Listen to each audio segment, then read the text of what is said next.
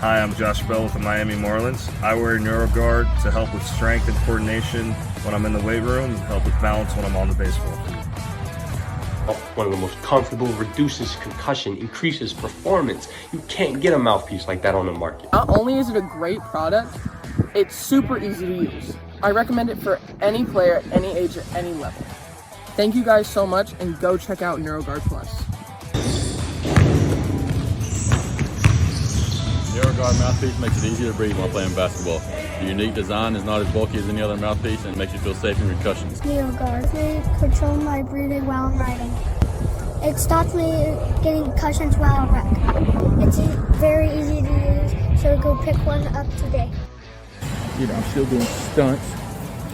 In the concussions I've got, I feel much safer with that. I'm doing, like I said, I'm doing a whole lot better in the gym. The NeuroGuard Plus, once this one wears out, you've got a customer for life, because I'm telling you people, NeuroGuard Plus is the way to go, and me, Mark Ash, says so.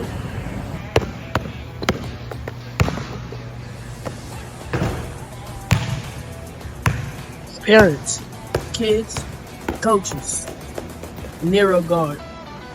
It's the future. Stay tuned.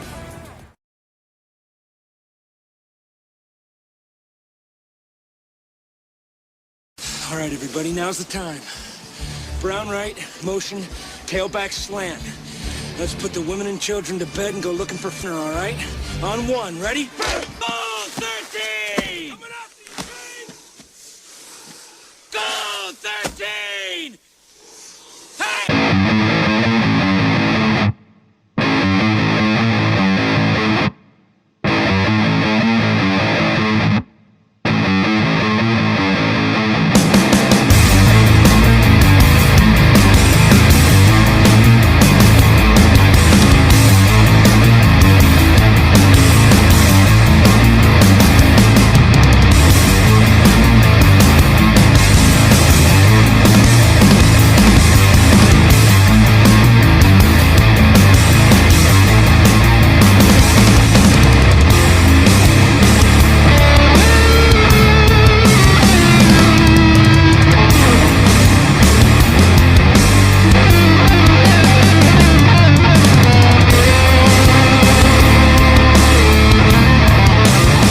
It is week 9 of the Texas high school football season, and Sideline to Sideline is here. Hello, everybody. Terry Bennett, Grant Goodwin here.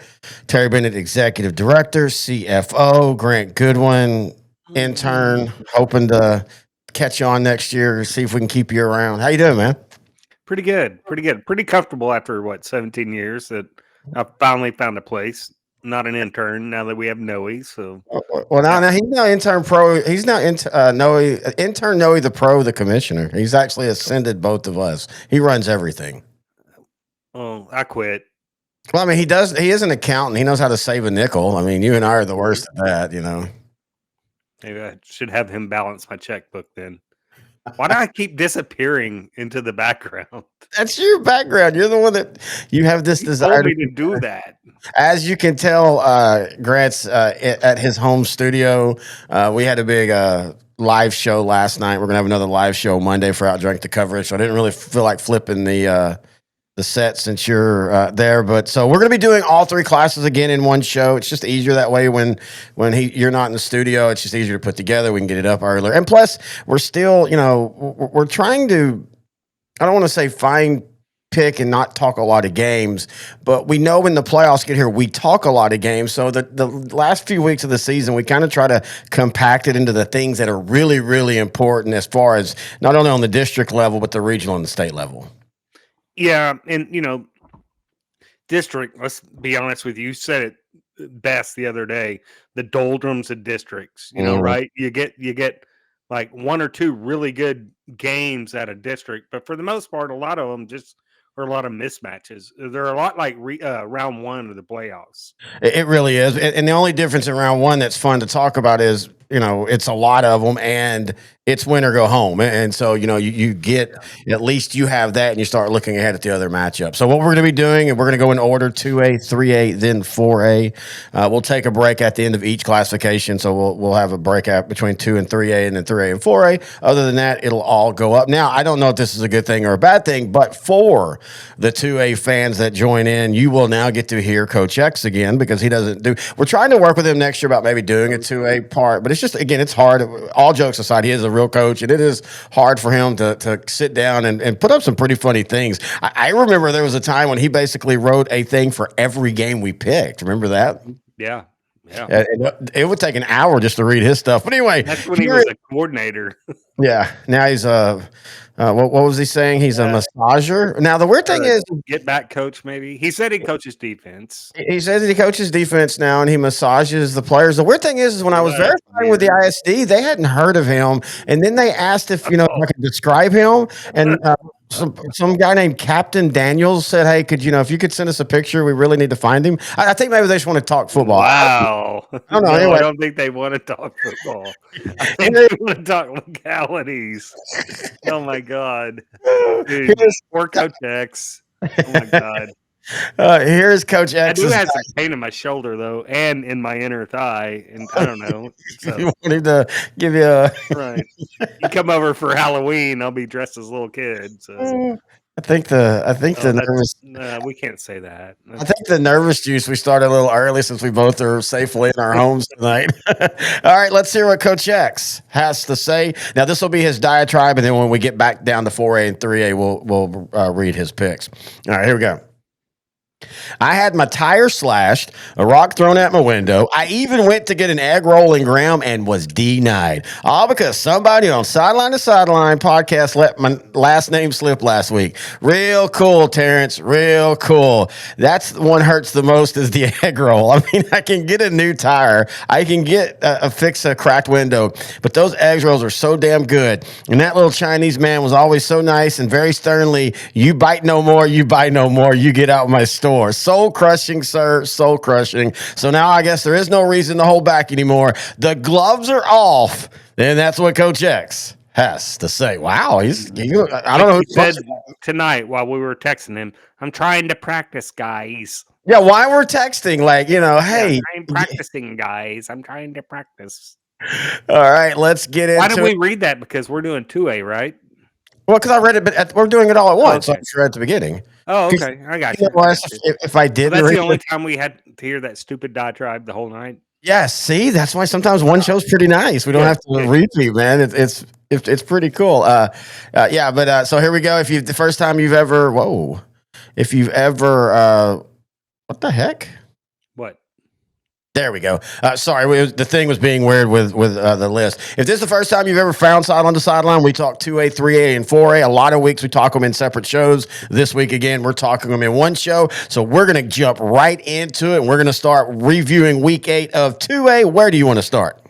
Let's start at Frankston and Kern. Actually, you know what? I'm sorry. I was going on the preview. We're reviewing, right?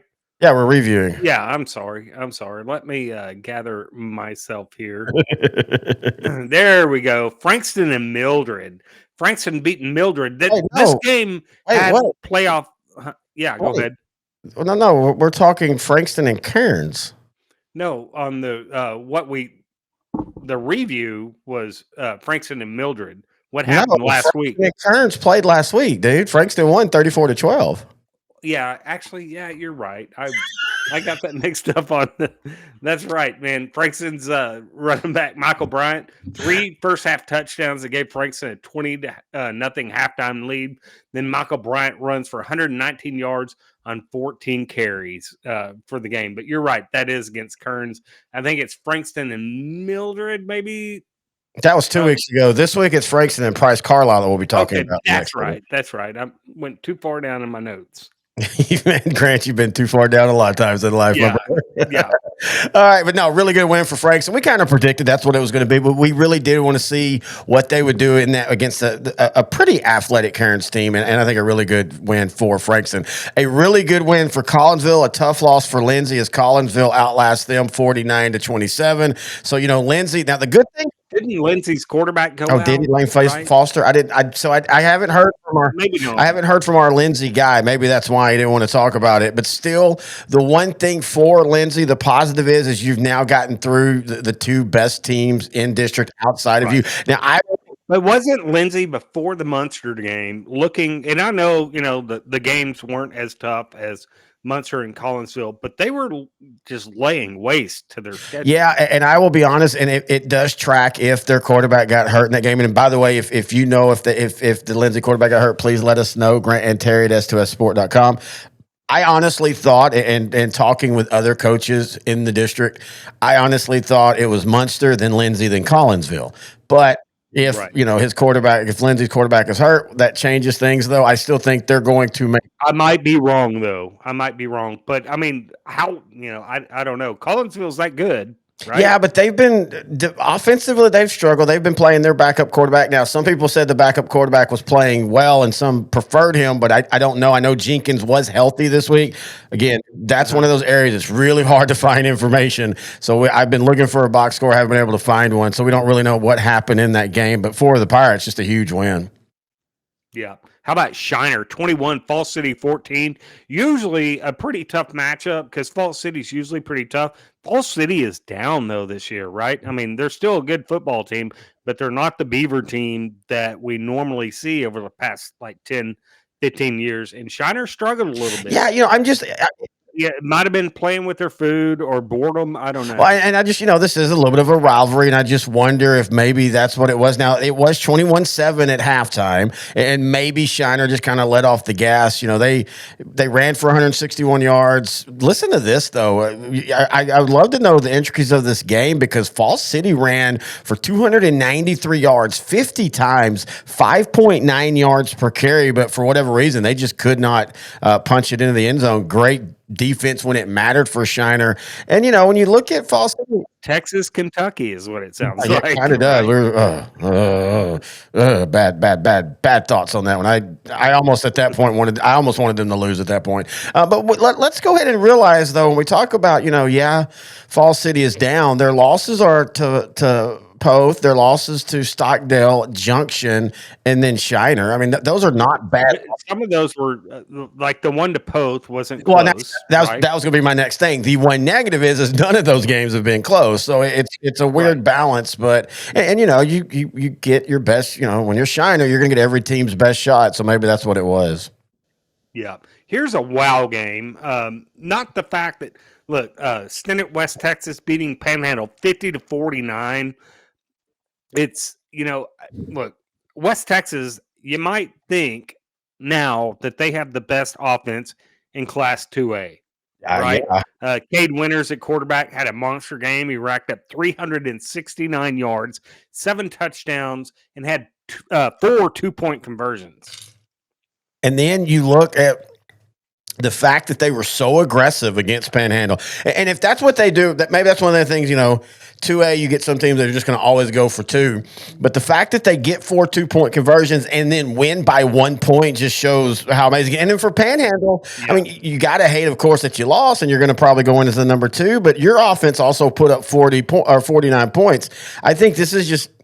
First off, I think there's a really good chance we're going to see this rematch in the playoffs, to be fair. I think so, and also, this is one of those, I just kind of wonder, is it one of those you just mark it up to, hey, it was just a great game that Stinnett just got the best of them? It's going to. I would have loved to have been at that game. Oh, yeah. Right? I mean, gosh, I probably got over at midnight.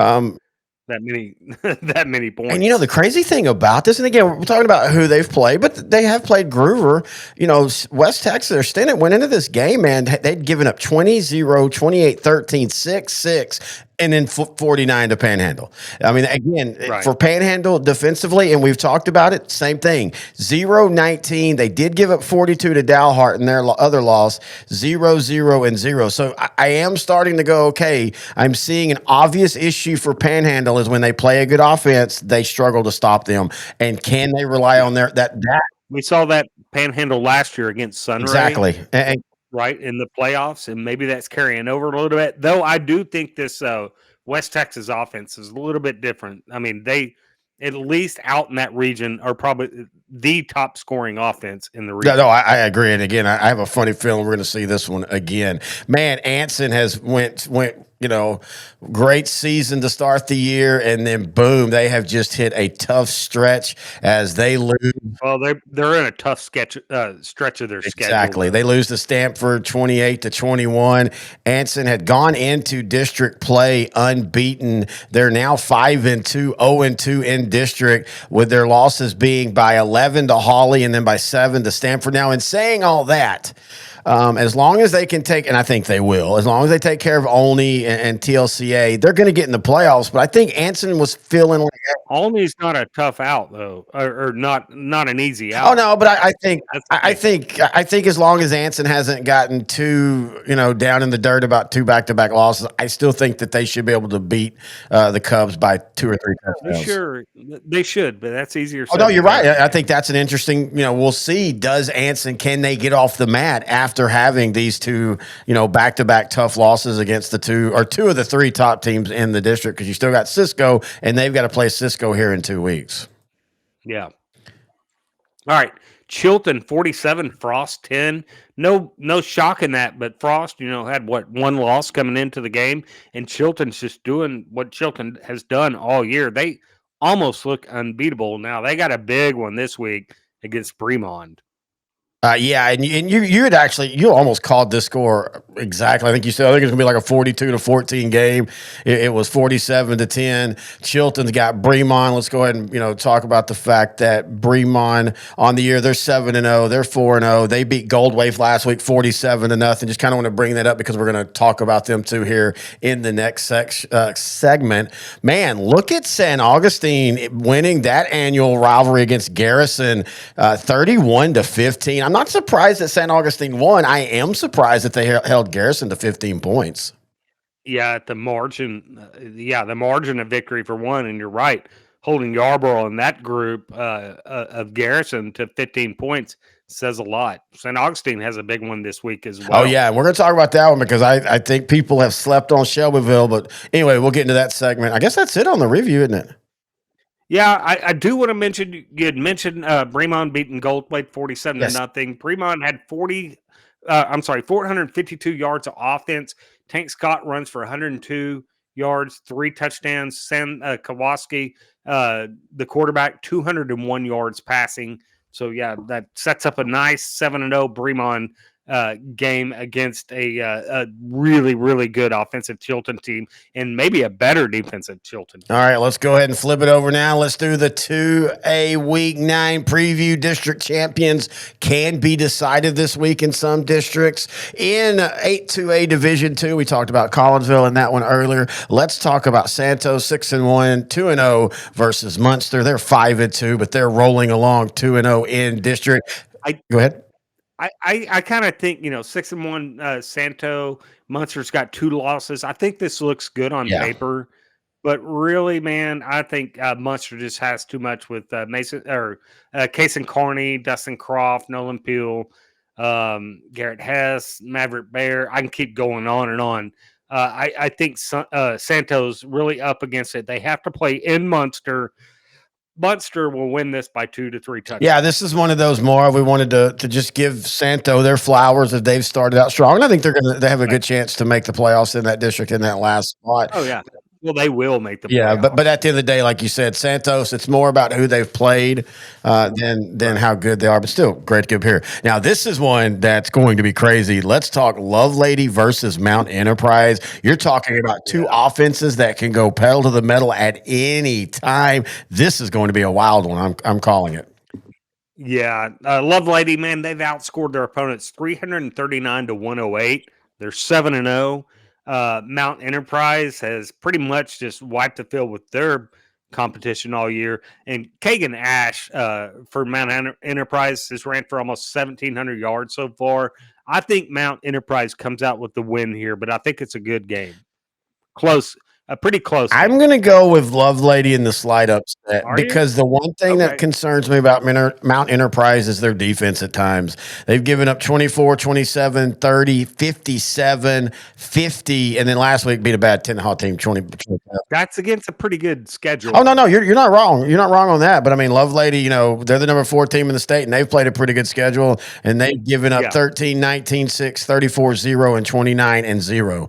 It's going to be a great game. And I do think both teams are in Mount Enterprise. Yeah, it's in Mount Enterprise. I don't think that Lovelady is going to stop Mount Enterprise. Do not get me wrong. I definitely think this is a 60 to 50 type game, 60 to 56, kind of like what Mount Enterprise. If Lovelady can limit Kagan Ash, I think they got a shot. But they have to slow him down, not stop him, but slow him down. And this is no disrespect to the Ozona running back because he's breaking records, but somebody needs to pay attention to Mount Enterprise because Kagan's about to get into that rarefied era where he's going to be breaking some of Kenneth Hall's records. Oh, yeah. All right, let's go now to another one that I think and you think is going to be, you talked about it. You said the Santo Munster's a pretty game on paper. Shelbyville versus St. Augustine doesn't look pretty until you go and look at who Shelbyville has lost to and how close those games have been. I called the Dragons a dark horse. I picked the Dragons to surprise everybody and win the region. And oddly enough, I still feel comfortable with that this pick, but they do have to pull off the upset this week. They have to beat St. Augustine for sure. Look, Shelbyville's 2-5, but they played the toughest schedule in the whole state. It is not even close. Like, if you've got time, the listener, go and find Shelbyville's schedule and look at who they played. It's ungodly. So I think they're a threat in the region with just 2 wins. Now they're going up against a really good St. Augustine team with Ronnie Williams, a running back, Gavin McDonald, a quarterback. Shelbyville has Ronnie Williams and Gavin McDonald. St. Augustine is going to answer though with Andrew Nash and Darren Renfro and Tajavian Burrell. The 2 wide receivers. So. I think Ronnie Williams and Gavin McDonald can push St. Augustine, and I think they can win. I'm calling for the upset here, and I think Shelbyville goes 3-5. Yeah, I think Shelbyville wins this game. And talking about who they've played, they've lost to 3A New Boston, 55-42, lost to Wascom, 21-19, lost to Mount Enterprise, 62-57, beat Price Carlisle, 38-34, lost to Garrison, 35-33, and then beat Timpson, 17-14. I think this is going to be a lower scoring game, but I think Shelbyville finally breaks through and gets one of the big wins. It would be a little bit of an upset, though, right? Well, I thought it would be. And again, Dave Campbell's, they do take a bigger view back. They've actually got Shelbyville a 19-point favorite. Now, that could be a little bit more, again, off of the beginning of the year and where everybody thought Shelbyville would be. Right. But I do think St. Augustine's defense has been a little bit surprising in how good it's been in key games. Again, even though Shelbyville beat Price Carlisle, they gave up over 30 points. St. Augustine lost to them, gave up 27. So there are some comparison games here, but I don't know. I just feel like Shelbyville's going to break through in this one. Okay. Great game, though. If you have the $5 to $8 to get in, go pay it. All right, Chilton versus Bremond. Is this not the game of the week in Class 2A? It's got to be, right? I agree with you, man. Yeah, it could be one of the game of the year, actually. A lot like the game of the year that we're going to go see in 3A, Hitchcock at Columbus. This one matches that, right? Yep, I agree. Chilton comes in with Xavier Taylor at running back and then Marneco Thomas at running back. Both of those have combined for over 1,200 yards rushing. The thing is, the Chilton's defense has only given up 22 points all year. Pitched 5 shutouts in a row. The crazy thing is Bremond has now pitched 1, 2, 3, 4 out of their last 5 games. They've pitched shutouts too. Yeah, they're only giving up like 11 points. Well, and then one of those are just under 11 points. And that's giving up 43 when they scored 54 against a good Grapeland team, and that was second week of the year. And, of course, with Bremond, who they have. They've got Tank Scott. Again, the running back. Probably the best running back in Class 2A. I mean, hands down. I wouldn't right? say hands down. Between him and Kagan You got HD Davis at Wolf City. You got the Arizona running back. Yeah. I mean, I was about to say, man, 2A. Last year it was quarterbacks in 2A. There was and there's still great quarterbacks in 2A this year. But last year there was so many great 2A quarterbacks. This year it feels like there's so many great running backs. Yeah. Do you think that Chilton defense can shut down Tank Scott? I don't think they're going to shut him down. No, I think Bremont will. Can they hold him up enough for Thomas and Taylor to get theirs on the ground? Like, which defense is going to shut down the running game of the other? I don't know if this is a game where somebody shuts somebody down as much as who outlasts, not necessarily who has the ball last. Yeah, who has the ball last? Not necessarily that both teams are going to score every possession. I don't think it's a super high scoring game, but I think this is going to be one of those games where both teams hit 200 yards rushing. I think it'll be a fast game because I think both teams want to keep it on the ground. I like Bremont in it, but I think it's going. I do like too. A 35-31 type game. I like a Bremont win, but more like a 28-23-25. I think it's going to be that close. Yeah, I totally agree with you. All right, let's go to another one that, as you like to say, looks good on paper. Refugio versus Freer. Freer 5-2. This is been a good season for the Buckaroos. They're 6-2 on the season. They're they're 3-1 in district. I forget, this is one of those districts that plays a lot. And Freer, a team that hasn't made the playoffs since 2022, and the last time they made the playoffs before that was 2019. I think they definitely are in a position to make the playoffs, but they're not going to win this week, even though Nicholas Lopez, year one down there, has done a great job.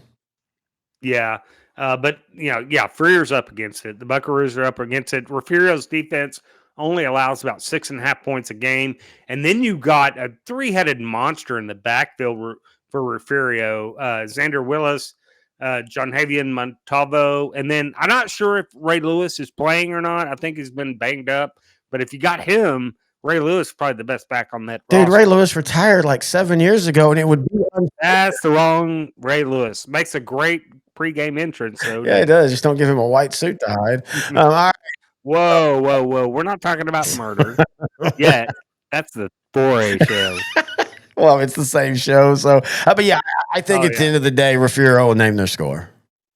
Yeah. All right. Collinsville and Era. That's another pretty game on paper. I think Era's got a pretty decent record, but Collinsville, especially off the back of what they did last week, wins that one big. What says you? Yeah, I think Collinsville wins pretty big. Era again. This whole district outside of Chico has a pretty record, but teams like Munster and Collinsville and Lindsay played solid teams outside of district. Santos and Era didn't. That doesn't. Not knocking them. You just go look at who Era beat, and it's Roscoe, Electra, Valley View. Man, Valley View's really down right now.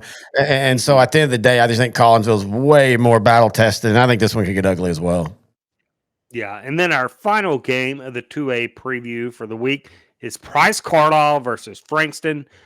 Give me Frankston in this one. Frankston, man, I don't know why I'm so enamored by Frankston, but I want to see them in person. Be another good test for them, but I think Frankston more than answers the test here. They're at home.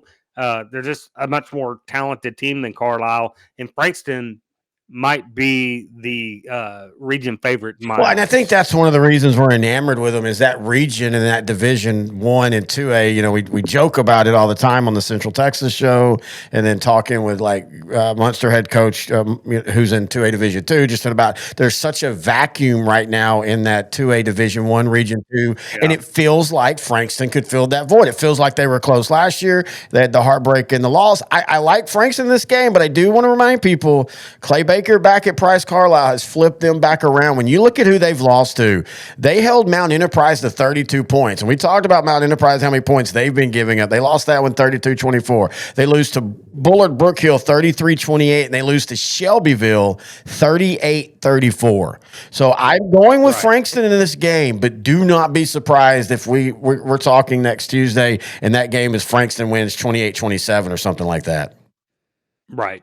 Yeah, I can see that. All right, that is 2A in the books. We're going to take a break, and when we come back, we're going to do 3A same way, review Week 8, preview Week 9. We'll bring Coach X's picks back in right here on Sideline to Sideline on L4 Media. Hey, Coach, are you ready to elevate your locker room experience? Well, at H&H Locker Solutions, we pride ourselves on delivering the highest quality lockers at the lowest cost in the Southeast. As a coach-owned business based in Alabama, we understand the needs of the coaches and the players alike. Our mission is to improve your locker room and streamline your process, and we're coming to Texas. Did you know we offer a free locker program? That's right. We ship all across the USA, ensuring you get the best solutions tailored just for you and your program. Want to learn more? Drop a comment or give Coach Harris, aka Ty, a call at 256-458-4427, and let's take your locker room to the next level.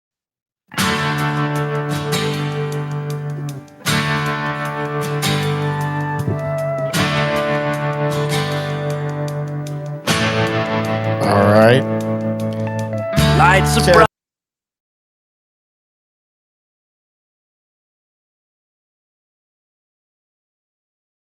Was weird. Didn't mean for that to happen. Hit the wrong thing. Now, there we go. We got the score. Trying to cut me off. I cut myself off. I do want to. I meant to say this in the 2A. If you don't know, we're recording this on Tuesday. If you don't know, basically in North Texas, basically every game's been moved to Thursday. So if you're looking to go to football and you're expecting it to be on Friday, it's going to be on Thursday. Now for us, as long as our 3A game holds on Friday, that means you and I are going to have a blast Thursday night, basically getting to watch all the games that we don't usually get to watch till Monday or Tuesday. Yeah. Do you know which ones you want to watch yet? I want to see, going back to the 2A again, and some of this is always, depending on what games are actually broadcast and stuff. I want to check in on Commerce. I know they're supposed to win, but I'm just fascinated by what Commerce is doing as we're kind of talking 3A right now. That running back, that quarterback for Commerce. That dude is a dude. Well, and also Commerce can live off of Yeah, him. exactly. I want to check out that. I want to check out Mount Vernon and Malakoff because I think Mount Vernon might be closer to being back than we think. Pilot Point versus Pottsboro. Basically, I'm basically reading the games that we have on the list for 3A. And then in 4A, I want to see Sulphur Springs. I want to see if that quarterback's back. They're going to play Nevada Community. Should be an easy win, but I want to see if he's back because I still think that is so vital for the 4A Division I scene. But anyway, let's do what we do right now, and that's talk 3A football. If you've never listened, we review the week before. We preview the week that is. Coach X will join us for the pick side. But let's go ahead and talk about the game that we saw. Paradise outlast, and I feel like we keep saying this about Paradise, and this is a positive. They outlasted Vernon. They outlasted Peaster, and here they are undefeated in district. But I still feel like something's missing from Paradise. Well, I'll tell you this. I mean, Paradise beat Peaster 21-15. That Peaster defense, their linebackers are so good. They're so active. There's no way to block them all. I mean, Paradise has a great offensive line. That's one of the reasons they're number 2 or 3 in the state, right? But I'm telling you that Peaster defense really controlled the game for much of the game. After the first quarter, Peaster's defense and that linebacking core controlled this game, man. Peaster was trailing by 2 with just a few minutes left in the game. Paradise was trailing by 2 with just a couple of minutes left in the game. And then the defense forced the turnover by the quarterback, Peaster quarterback Luke Gray, and Bo Shenvert scooped it up, ran it 18 yards for a winning score. I mean, it was just an amazing game between two really good football teams. I mean, both of these teams, and you add Vernon in that district, right? And Vernon, Peaster, Paradise, two of the 3 is going to meet up in the region finals. I feel like. Yeah, and this is going to sound interesting, and I think you'll agree with me, though. The Peaster linebacker core of this year reminds me of the Paradise linebacker core of last year. The physicality, the intelligence, the reading the play. Well, and they just run downhill towards the ball. They don't, they keep contained. Their defensive line is so, all that I'm saying about Peaster holds true to Paradise as well, right? When you go into a game like Peaster versus Paradise and you expect Paradise to win because you'd never seen Peaster. You expect or Paradise to come in and just have their way, and then you see a team like Peaster, who was on your radar, but you didn't think they were necessarily top 5. All of a sudden, now you are really impressed by that team. No, I totally agree with you. And again, I'm like you. I think we realize where the region's going to run when it comes to the playoffs. Look, speaking of run, Franklin in back-to-back weeks now has put up a combined, I think, 1,100 yards on the ground as they dominate. Man, we were talking about this last week when we were talking about them. Skull effed them, as you would say, right? It is without they don't do the true wishbone option, but they just remind me so much of 80s Oklahoma, where they're just going to throw a back after you, a back at you, a back at you. Those 3 will get 20 yards a carry. Let's give them a break. We've got 3 more up. I still think they must have a halftime thing where they just pull a name out of the hat and you get to come off the stands and run a football, because 15 different carriers in this one, just impressive. And the defense. Right, and they ran for 610 yards, just with 15 different ball carriers. It's so impressive. And you named me a defense in Region 1 through Region 4 that can stop that Franklin offense. Not that I'm not saying Franklin's defense can stop the other team, right? Whoever we're talking about, but just name a defense. I don't think you would name a defense right now that can stop Franklin. Columbus. I really don't. Well, I don't mean stop. By the way, I don't really mean stop. I mean, can they slow them down enough? Hitchcock, can they slow? But does Columbus or Hitchcock have the offense to keep up with? Oh, I think Hitchcock does. I think Hitchcock does very well. Yeah, I think Franklin would be the favorite in both of them. I guess I don't know, man. I don't know. I think Franklin right now is looking like a region favorite. That's what I just said. But I haven't seen both of them, in Columbus, Franklin, or Hitchcock in person. So we'll get to see that this week. So I'll have a little bit more of a gauge on that. No, that's really what I said. I said right now, if they played either one of them, I think Franklin would be the favorite. But I mean, look, Hitchcock, everybody was worried about them replacing their quarterback. And after we announced where we were, that quarterback special. I'm about to say, after we had told where we're going, we got a couple Facebook messages. I got a couple emails like, hey, Hitchcock's offense is rocking and rolling this year. It's kind of changed how I feel about the game we're going to, but we'll talk about that when we get there. But again, Franklin's defense, I know I get flack because apparently people say they're terrible. I don't say that, but in this game, they did what they needed to do, dominating Little River Academy and Franklin Rose. Let's go to Columbus. Yeah, they held them to 232 yards of total offense. Let's go to Columbus. I thought Yoakum was going to, if nothing else, make this close. I kind of thought we might even see Yoakum pull off the slight upset. But, man, you got to give credit to Columbus, a team whose offense has struggled this year. They made the plays, and that defense, once again, man, that Cardinal defense, I think the defense is better this year than it was last year. Well, they are, and I think this Columbus offense is starting to find their stroke, is what they're doing, because Yoakum does not have a lay-down defense at all. I think that defense is really good, but I think Columbus is starting to find their offensive stroke. We knew the defense was there, right? Their defense is one of the best in Class 3A, but what was the offense going to do, right? It's a lot like Texas, really, to be honest with you. And they're starting to find their way. And I think Columbus is starting to look. Columbus Hitchcock will tell us a lot about the landscape of this region this week. But I think Columbus beating Yoakum like this speaks bounds to both offensively and defensively for the Cardinals. No, I totally agree with you. Speaking of another impressive win, Goliad, again, not just beating Orange Grove, but thumping them 40-17. We had talked about one thing, Goliad, we were worried about, again, offensively, could they, when they needed to, could they find some explosive plays? And they did against Orange Grove. Yeah, they did. And, Orange Grove came into this game with, rainbows and just look, we're Orange Grove. Look at our record. And we got all that, we got all this to play for against Goliad.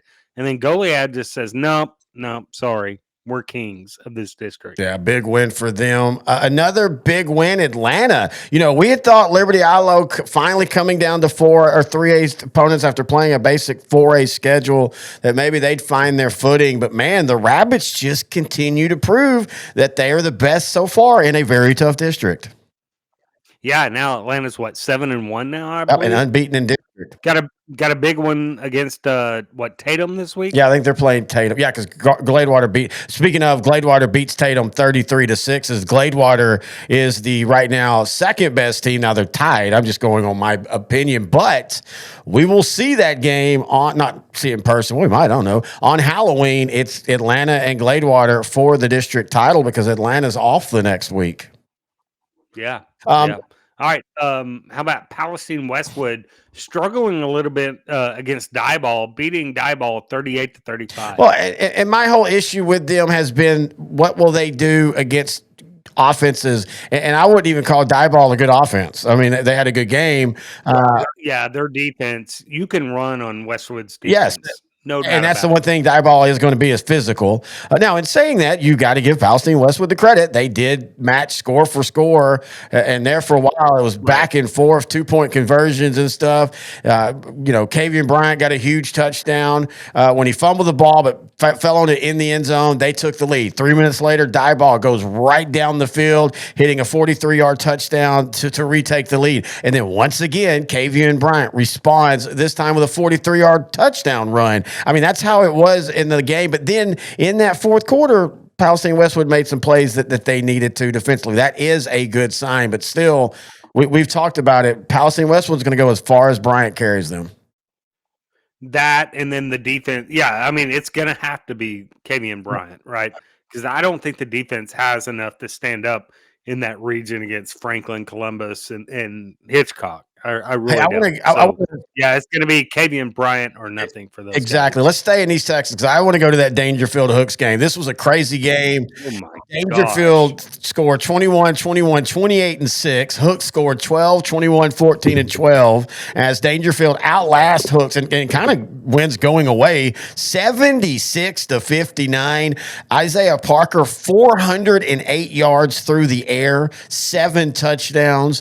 They also ran for 194 yards on the ground with a touchdown. Hooks, their quarterback, threw for 110 yards, and 2 touchdowns. They ran for 437 yards. Tell me any team, hey, y'all going to run for 437 yards, and I'm going to chalk that up as a win every time. No, Hooks loses by double digits.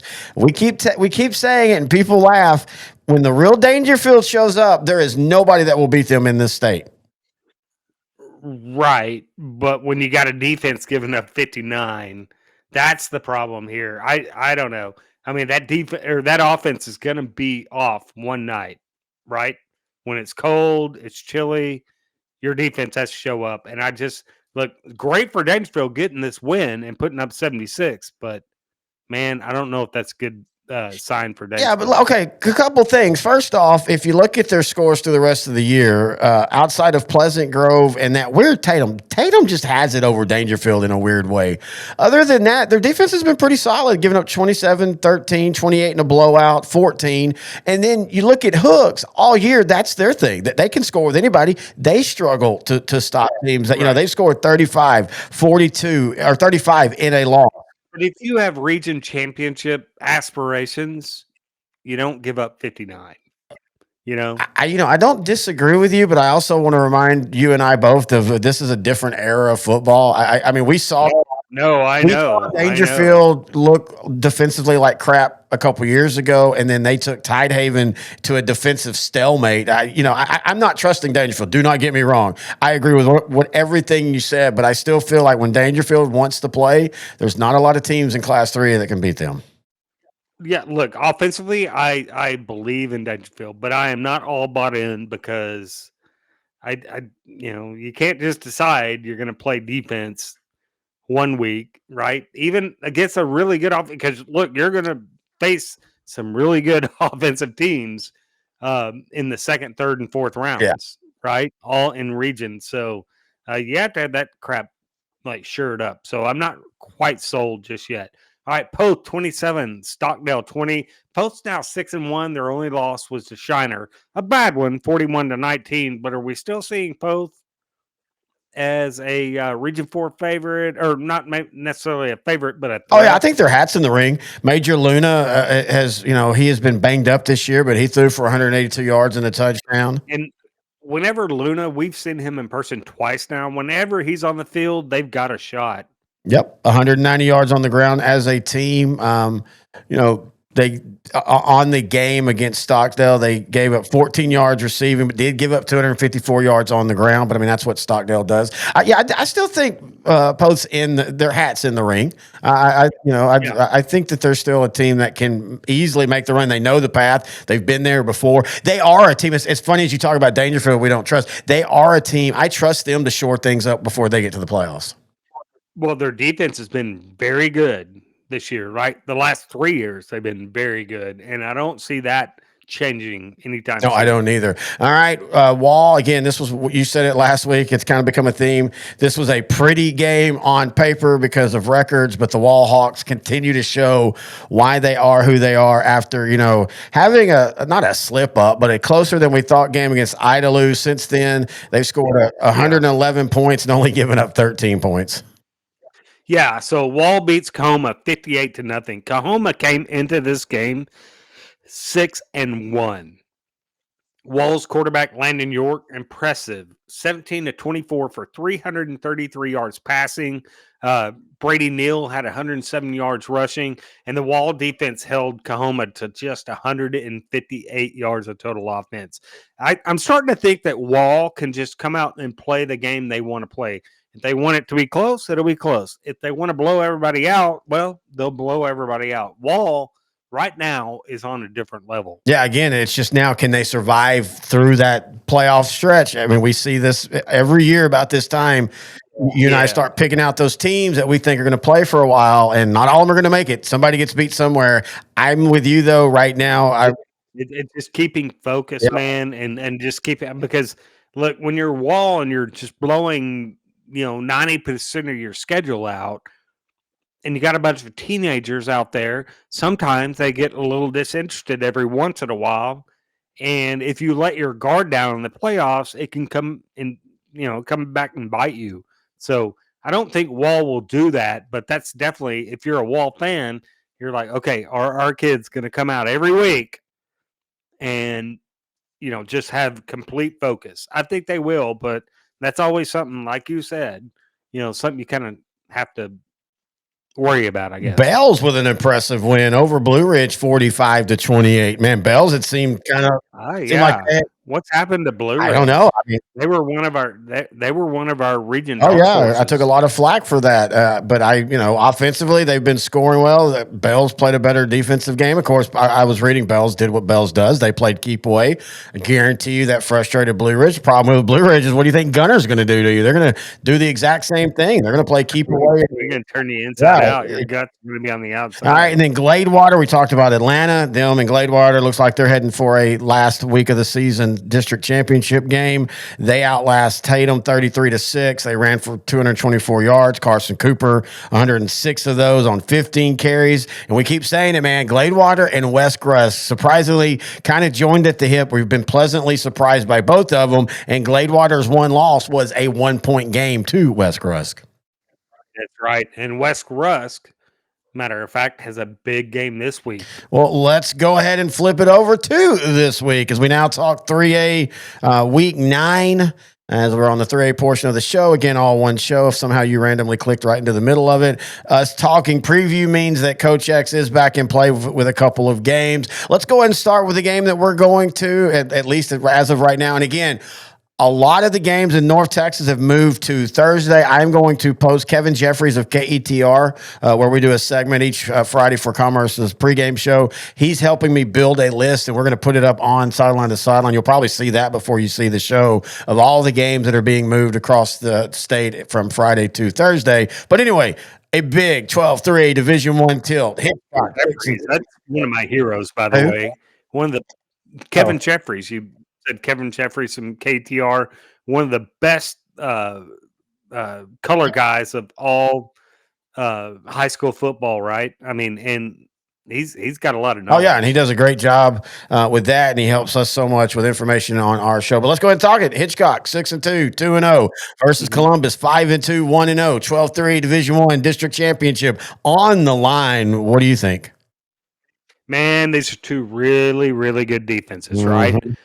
Hitchcock has an outstanding quarterback on the offensive side of the ball. Columbus has Jack Schobel, a quarterback who's starting to find his way, but he's got two really good weapons in wide receiver Trey Colfolo, and then Brody Vinalark. It's hard, these South Texas names sometimes. These Czech names and German names are a little tough to pronounce, but Brody Vinkalark at running back. I think Columbus is finding their way offensively. I think both defenses are about the same, right? But I like Columbus in a game. This is going to be a humdinger.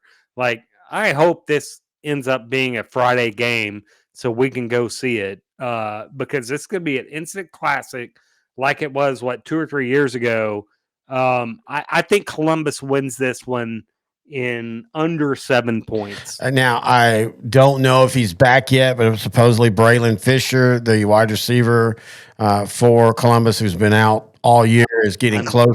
Hearing he is. That's what I heard. I've been told with people in the know that's a game time decision. They're going to warm him up and see how he feels. You know, this is a game, man. In a game like this, you got to go. Oh, but you also you don't want to go and you don't want to burn through it all for this game. You know, that's kind of what happened to Hitchcock last year. They go balls out, win that game 37-36, but they lose their quarterback. And that completely derailed. No, I know, but a district championship, man, my guys. Oh no, I agree. I'm just saying you got to balance it. You know, this is one of those rivalries where it doesn't matter where they play. We've seen Columbus beat Hitchcock in Hitchcock. We've seen Hitchcock last year beat Columbus in. I guess they beat them in Hitchcock back. I guess that's right. They had to do they played them Hitchcock back to back years. But anyway, they've beat each other at their home. I like Hitchcock in this one because I think they have a better quarterback. I think that is still the biggest issue with Columbus is trying to figure out that they don't have a playmaker on offense. Not in that way. That they get right. Yeah, I agree there. I do. I agree. Like I don't think Columbus has the game breaker that Hitchcock does, but I think maybe the Columbus defense might just be a tick better. But who knows? That's where the game's won and lost. I think that's the great discussion. Which don't you? So you're taking Hitchcock, but you think it'll be very close. Right? Oh yeah, this is a low scoring 21-14, 21-17 game. I have not been more excited for a game than this one in a long time, and we've went to a lot of really good games, but this one right here might take the cake. This is what feels different for me. We were there the year before last when Columbus went in there, and I know Hitchcock was banged up in that game too, but Columbus punched him in the mouth, and Hitchcock didn't kind of respond. I don't feel that that's how Hitchcock is anymore. Hitchcock has a physical toughness that I've watched on some of their film and stuff, and even just watching them from last year and the guys that returned back. But, you know, I know they lost that game, and they gave up points, but when they played Hampshire Finnett, and man, you know how big and mean Hampshire Finnett line can be, and Hitchcock's defensive line wasn't, getting pushed around. Same thing against Belleville when they lost 17-14. That defense looked really, really good. This is going to be a great game. By the way, Coach X has something to say, so here we go. Hitchcock versus Columbus. Here's what Coach X has to say. The Wild Bills versus the Explorers. You got the team that discovered the New World versus the rootin' tootin' Galuganous team north, south, east, and west of the Pecos. All right, Yosemite. Answer me this. Would it not have been cool to travel back to Texas in the 1800s just for like a day? Well, Grant and I did. We traveled back. We went to old Felipe de San Austin. Oh, that's right. We did. There.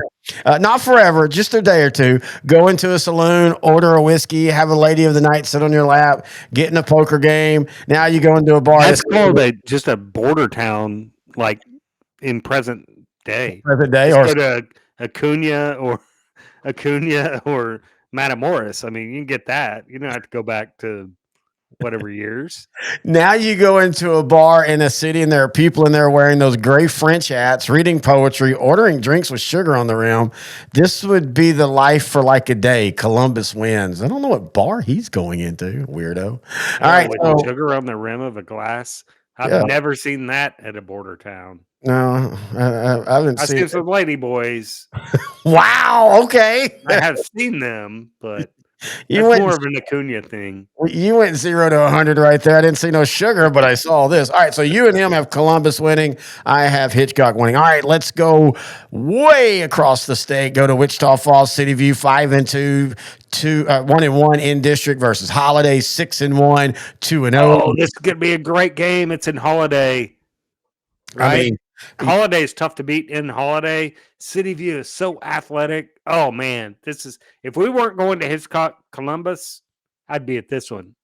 City View there again. We're talking about 5-2. Their losses are to 4A Vernon 27-12, which you and I are very impressed with Vernon. I mean, that's 4A, 3A Vernon. We're very impressed with Vernon. And in fact, in that district with Paradise and Peaster, I still don't know if Vernon might not end up being the best team out of the three. And then they lost to Jacksboro. I was a little bit surprised by that. Jacksboro had a rough non-district, though they played some tough games. But then they kind of throttled the Mustangs, and that's the thing that shocked me was Wichita City View's getting beat 49-34. That gives me pause. I kind of feel like if Jacksboro can do that against City View, then what can Holiday do against them? Well, the thing is, I think City View is just not very consistent, right? Yes, I think, and if the good City View shows up, Holiday is going to have a tough time beating them. Look, City View, when they want to, has a very athletic, balanced offense. Malachi Williams at quarterback is a dual threat that the Holiday defense is going to have a tough time stopping.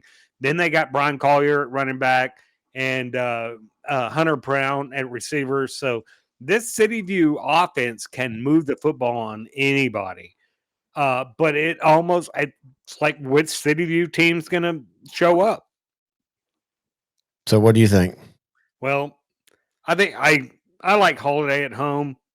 Landon Jones, quarterback, stoned for about 1,200 yards, ran for 600. Then they got a really good running back in Braden Hamill, two really good receivers in Tyler Harrison and Brady Jones. The Holiday defense is pretty solid, especially when it needs to be. Yeah. They play up. I've noticed that in some of Holiday's games, the defense allows kind of like a bend but don't break kind of defense. You get inside the 20, and Holiday's defense really bows up. I think unless Wichita Falls City View comes and plays lights out, City View will have to play a perfect game to beat Holiday. Give me Holiday, but I think it's within 14 points. Yeah, I think it's going to be closer than what you say. I think you're going to see Wichita Falls City View get a couple big plays through their athleticism. But like you said, they can look good one drive and put together a 10-play, 70-yard drive. And then the next three drives, it's two fumbles and a punt. So if they can be consistent, but you said it also, it's just really hard to go into Holiday and win. All right, here's what Coach X has to say. Why do British people say holiday? Let's go on holiday. It's sentences like that make me realize that the battle for the independence was the right thing and was going to happen sooner than later. Like they also say, I got to go to hospital, not the hospital, but hospital. They also say university. Yeah, I was about to say, you don't say what college you went to. It's I went to university. And also the grading is really weird. You don't get a you don't get degrees necessarily. It's just really weird. But anyway, I love it when we roll over his stuff. Wait, you get you're okay. You get this diploma because I could have dealt with that in college. Like how I just showed up and kissed the professor's ass. You didn't realize you could have got a degree out of it.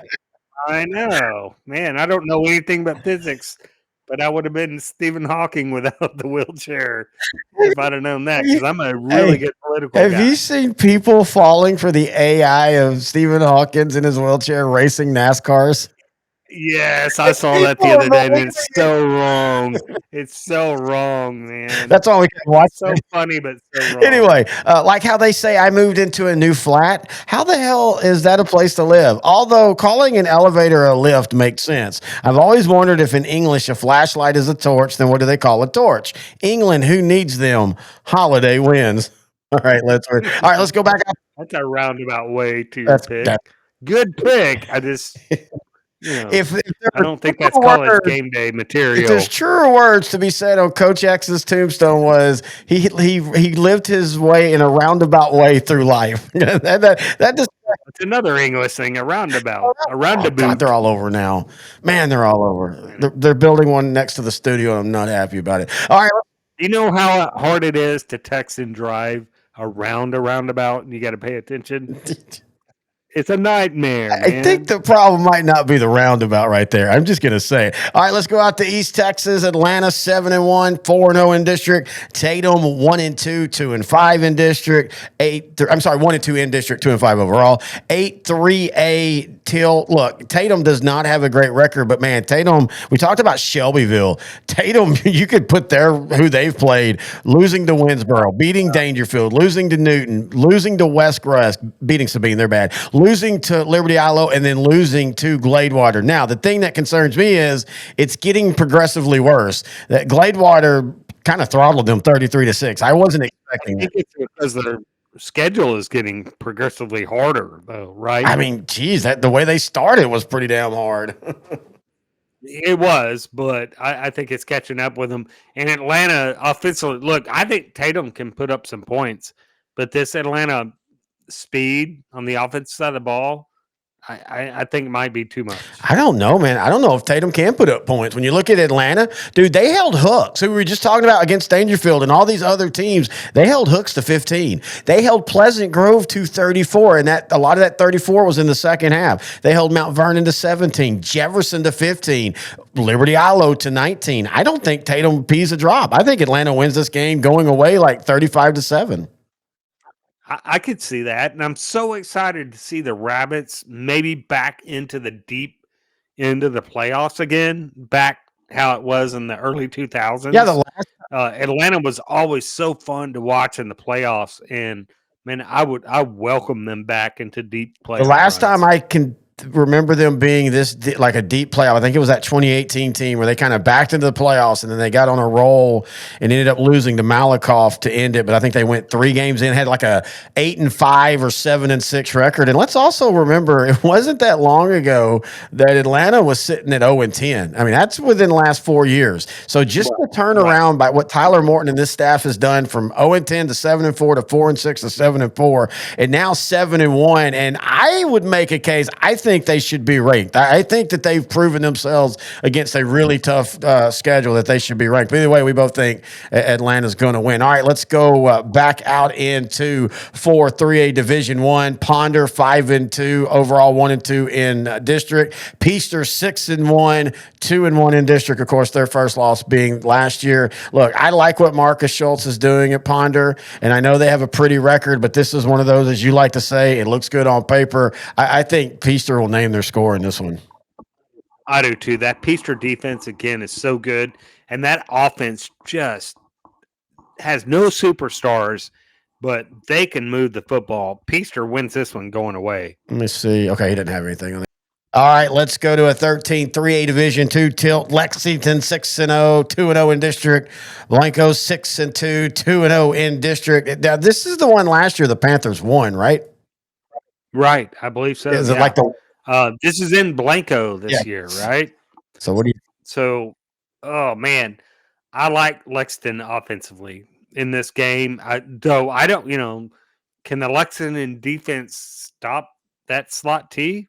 They couldn't last year, right? But I think this Lexington offense pretty darn good. I think they come out of this one in a barn burner. I think as good as Hitchcock Columbus is going to be, This one might just be as good. Yeah, I agree with you. I think this is, last year, I think it was a 10-point game, 38-28 or 37-27. I think it's going to be like that again. I think this is one of those weird where these two teams, it doesn't matter where you play because last year Blanco beat them in Lexington. I think this year Lexington beats them. I think it's around the same score. I think it's like a 38-30, 38-28 type of game. Yeah. Yeah, I can see that. I like Lexington in the close. All right, again, teams we didn't think we'd be talking about this late into the season, but we got a classic matchup of old school teams: Lone Oak 6-1, 3-0 in district; Grand Saline 5-2, 2-1 in district. This is like a mid-90s game. Exactly, right? man. Back when Lone Oak was throwing it and Grand Saline would do nothing but run it 47 times.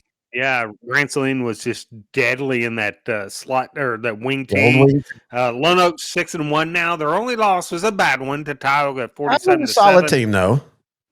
Yeah, they're a solid team. Grand Saline has 2 losses now. One of those to very high-powered offense in Edgewood. So no shame in that. Both of them were the high-powered teams. They lose to Palmer 45-38, and then they lose to Edgewood 45-28.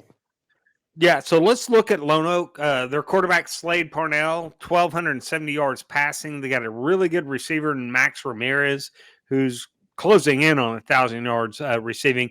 And then you look at Grand Saline's offense, though. Jet Taylor, over 1,000 yards passing. And then Colton Prox, man, at receiver. Might be one of the best receivers in the region. This is in Grand Saline. I think Grand Saline runs away with this late. I think Grand Saline wins by 2 touchdowns.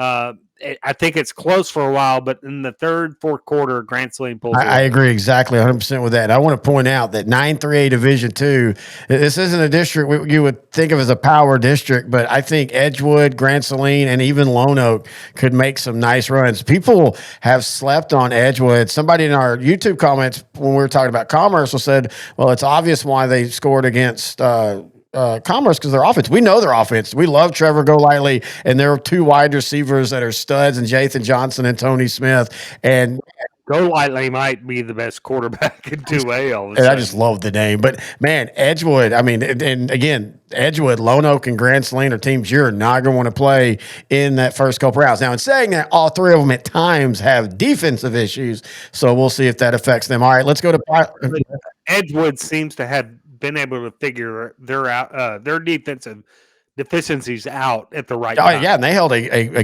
good Grand Saline offense to just 28 points in that win a couple weeks ago. All right, let's go out to Pilot Point 6-1, 3-0 versus Pottsboro 7-1, 4-0. Oh, a delicious game. Oh yeah, well, yeah.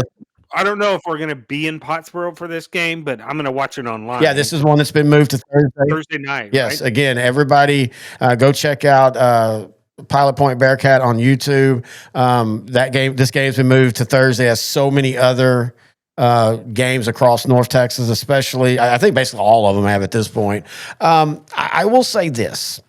I don't feel as comfortable with this game for Pilot Point as I did for Palmer. You and I both wanted to really. I didn't feel real comfortable against Palmer, though. I felt that they could. I didn't think Pottsboro had anything, or I'm sorry, Pilot Point had anything on their resume before Palmer. Well, my thing was if Pilot Point could out physical them, they could win, and that's what they did. I don't know if they can out physical Pottsboro. And Pottsboro, for one, go ahead.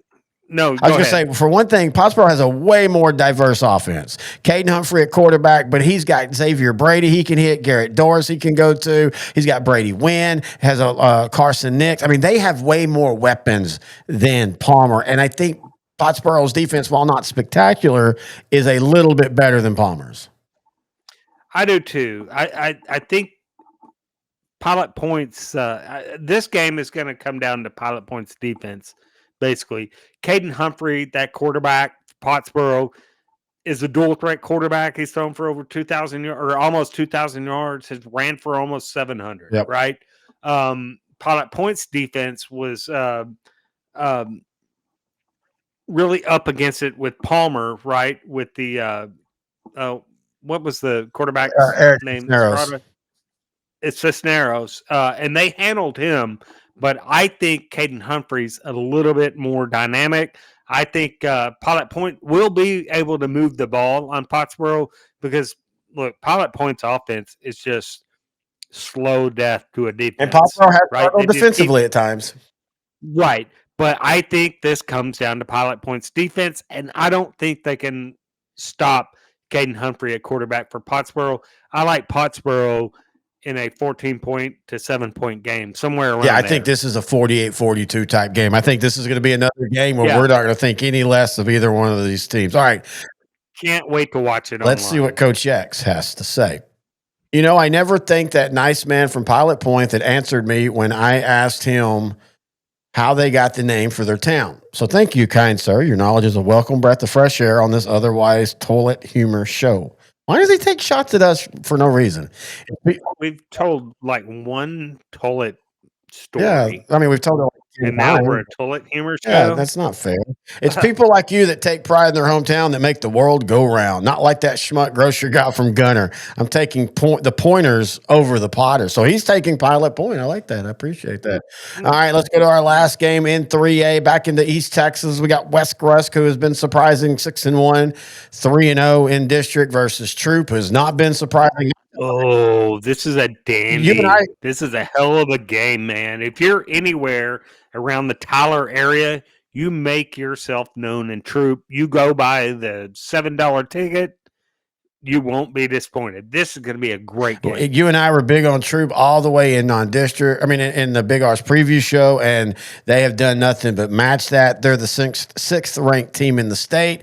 I do think they're going up against the best team they've seen since early in the year. When you look at West Crest, their only loss was the Malakoff. That was that game. It was the first game of the year. It was 33-14, but West Crest led at half. I think 14-13, and then Malakoff does what Malakoff does. You got to say there's one thing about Malakoff. They've lost some games, but man, they're one of the best second half teams there are in all the state. But what do you think on this one, man? I know Troop is kind of a heavy favorite.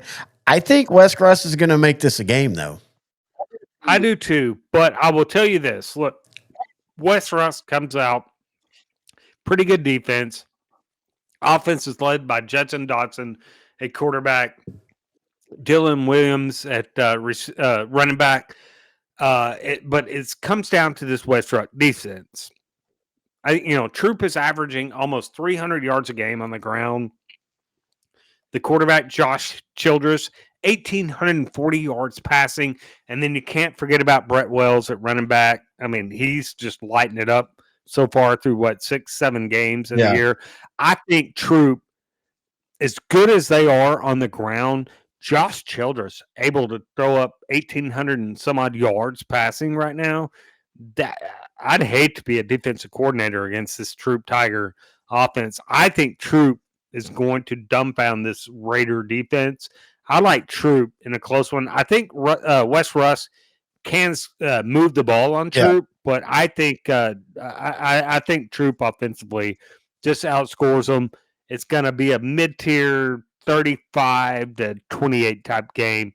But I like Troop winning. All right, let's see what Coach X has to say. Well, it's that time of year where we get to the big district matchups. I know Grant will say in whiny voice, they're good matchups all year. Sure there are, Grant. Sure there are. I swear, sometimes I feel like George talking to Lenny. His mama. Ooh. How's that? But Coach X, what about Commerce or Winsboro? That was the first week of district. Okay, big guy, you can tend to that game if you want and pet that as well. Now let's take a walk down to the creek and you can look over the horizon. What, did he just take you over to the Rainbow Bridge? I'm going with Trump. I'm going with Truth. Why does he say whiny voice? Do I do whiny voice? I mean, you just kind of did it as you were saying whiny voice. Oh, God. I hate All that. right. Now I'm going to be anti-whiny voice. I'm going to change my voice. You're going to change everything from here going forward. All right. Well, that is 3A in the books. We're going to take a break. And when we come back, we're going to finish up with 4A Week 8 review, Week 9 preview. Coach Surratt came in 2007. And really what's remarkable about him is how quickly he turned the program around. The biggest challenge here was just to change the mindset. Obviously, we want a winning culture, but the first thing you got to instill is, toughness. It don't matter if it's volleyball, football, baseball. He's put Carthage on the map to a great extent.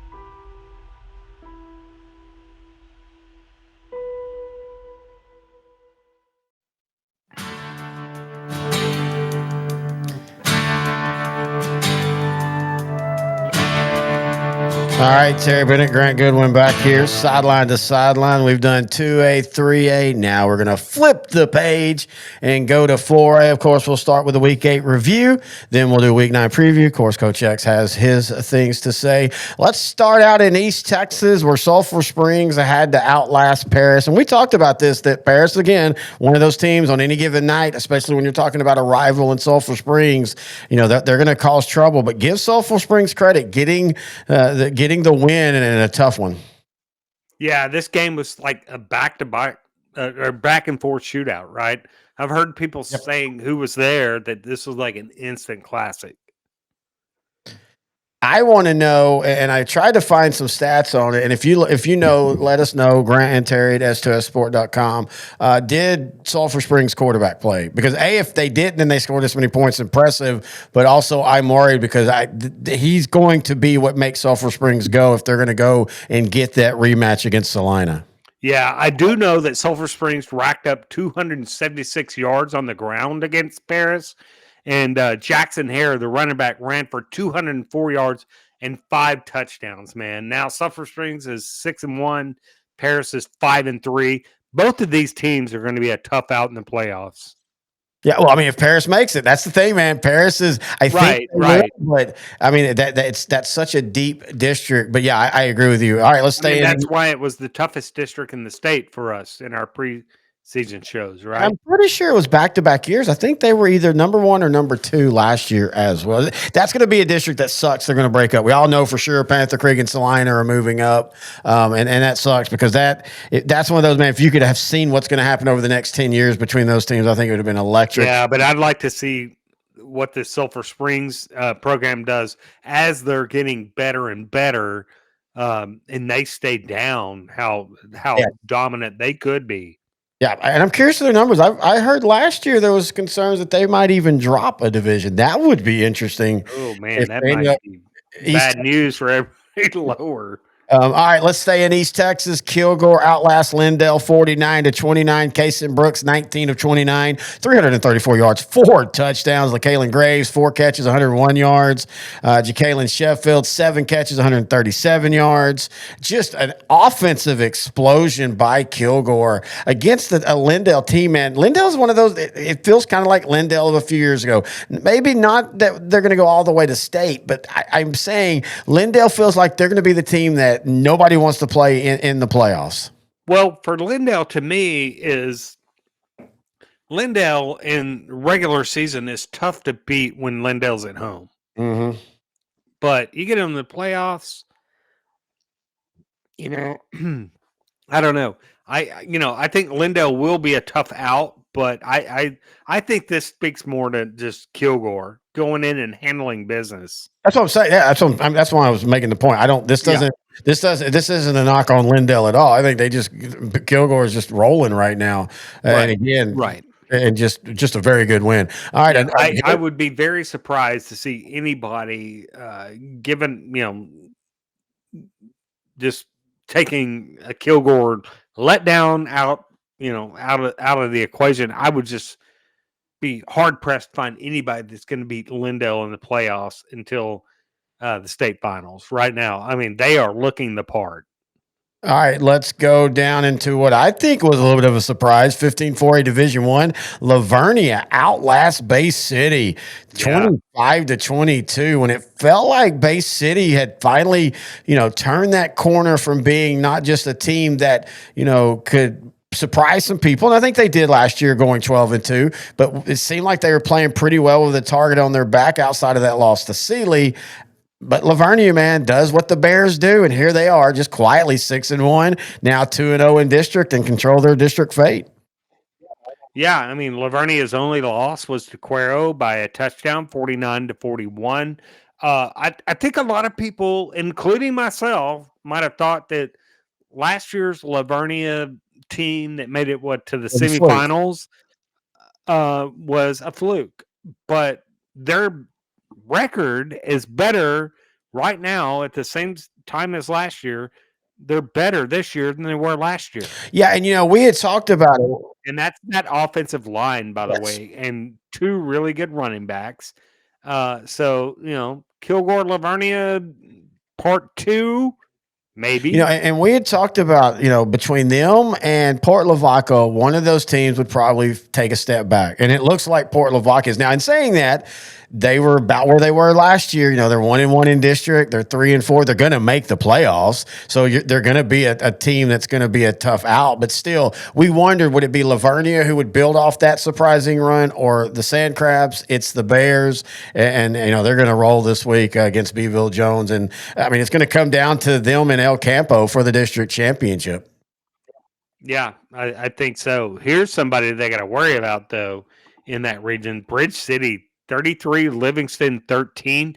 Bridge City's now an impressive 7-0. Yeah, you and I, we've talked about it. We don't know why. There's just certain teams you just tend to love and root for, and Bridge City's one of them because they've just never had sustained success. They used a 21-point second quarter to win comfortably. Hudson Hoffman, their junior, had 258 yards through the air, 3 touchdowns. As a team, they only ran for 118 yards, but they only did it on 24 carries. That's 4.9 yards a carry.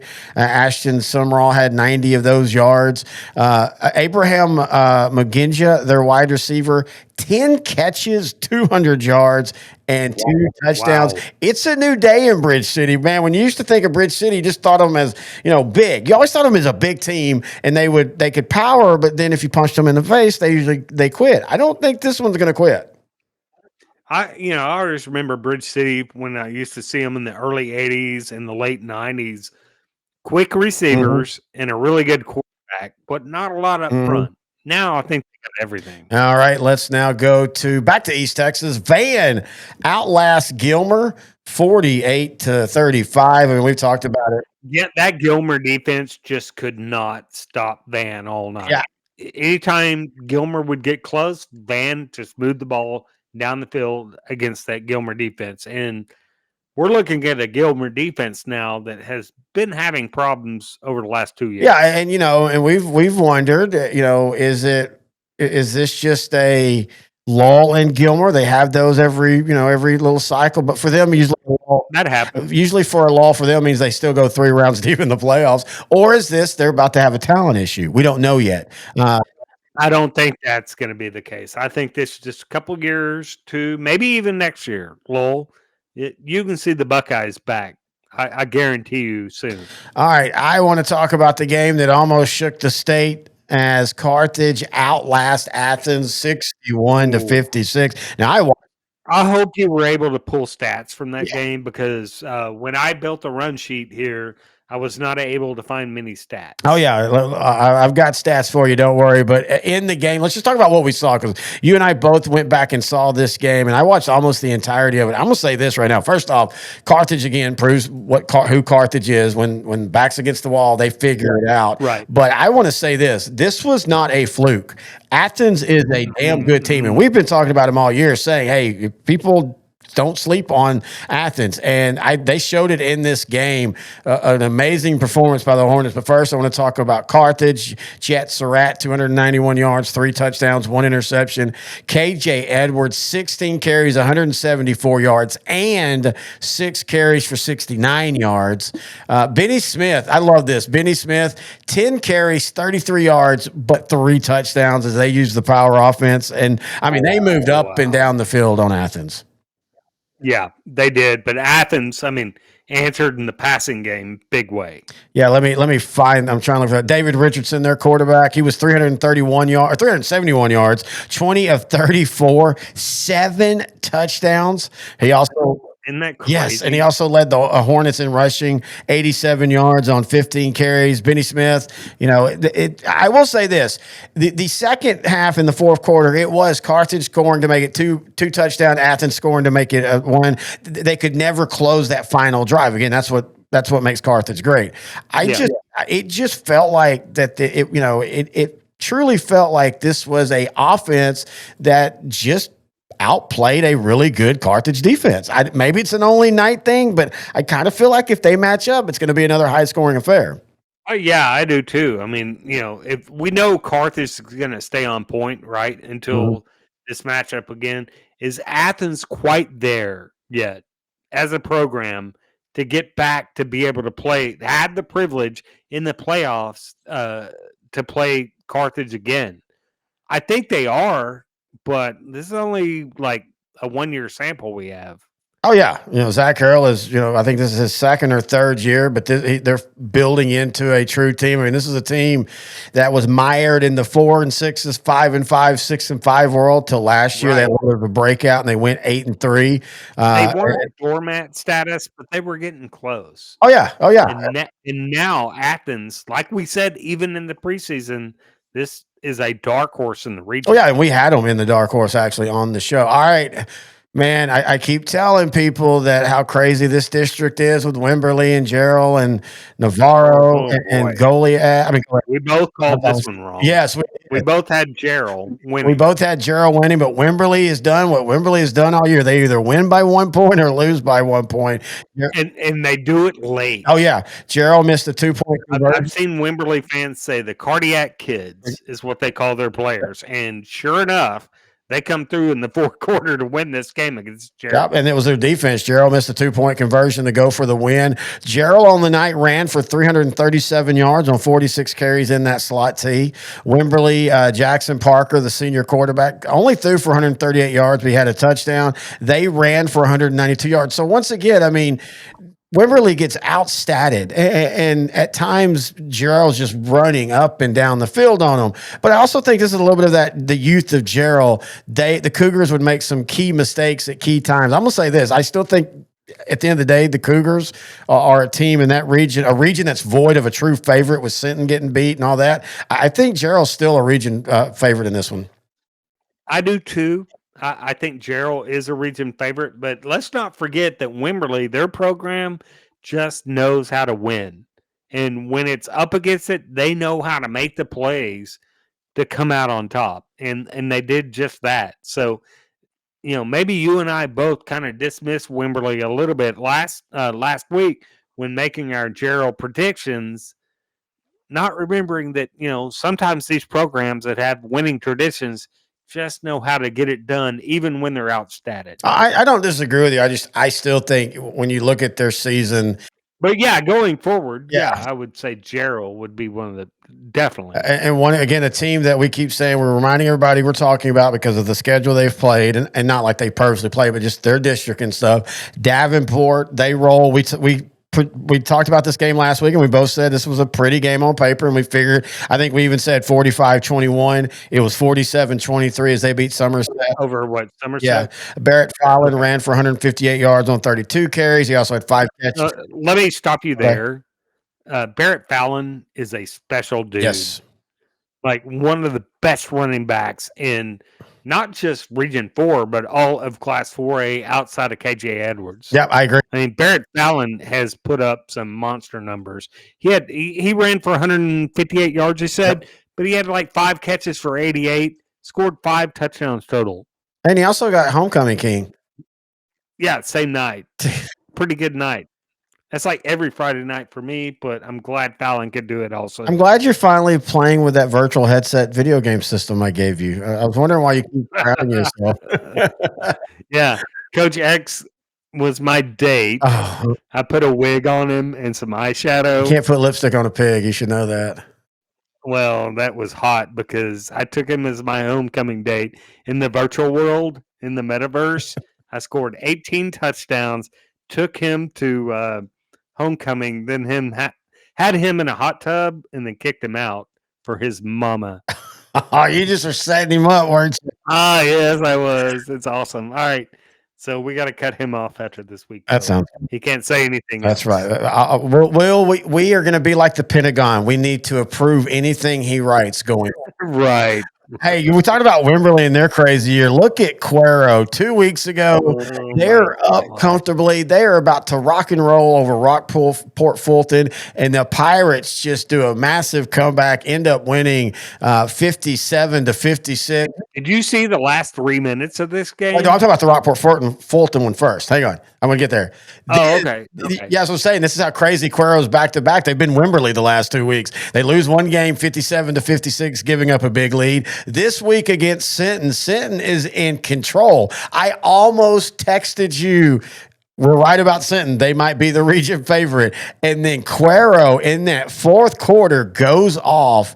They get 2 touchdowns with 2 minutes left in the game and come back to win it. Sinton missed a field goal. Cuero recovered an onside kick. It was a fourth quarter that lasted like 2 hours, but it didn't even matter because it was such a crazy game.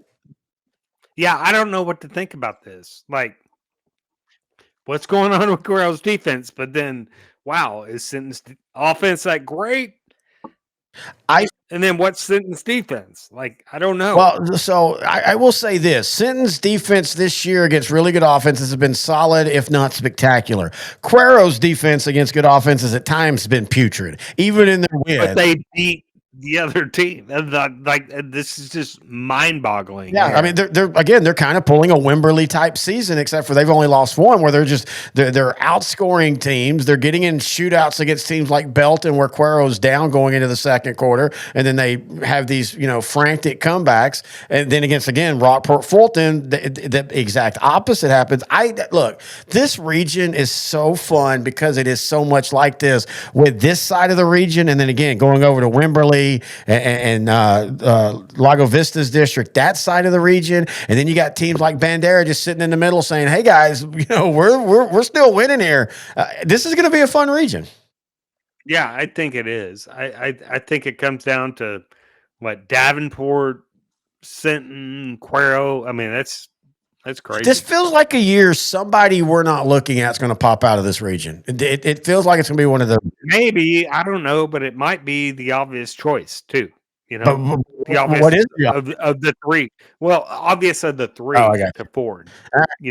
That is the Week 8 review. We are going to take a break. And when we come back, we're going to preview Week 9 to wrap up our one show rules them all. 2A, 3A, 4A, sideline to sideline, Week 9. Hey, Coach, are you ready to elevate your locker room experience? Well, at H&H Locker Solutions, we pride ourselves on delivering the highest quality lockers at the lowest cost in the Southeast. As a coach-owned business based in Alabama, we understand the needs of the coaches and the players alike. Our mission is to improve your locker room and streamline your process, and we're coming to Texas. Did you know we offer a free locker program? That's right. We ship all across the USA, ensuring you get the best solutions tailored just for you and your program. Want to learn more? Drop a comment or give Coach Harris, a.k.a. Ty, a call at 256-458-4427, and let's take your locker room to the next level.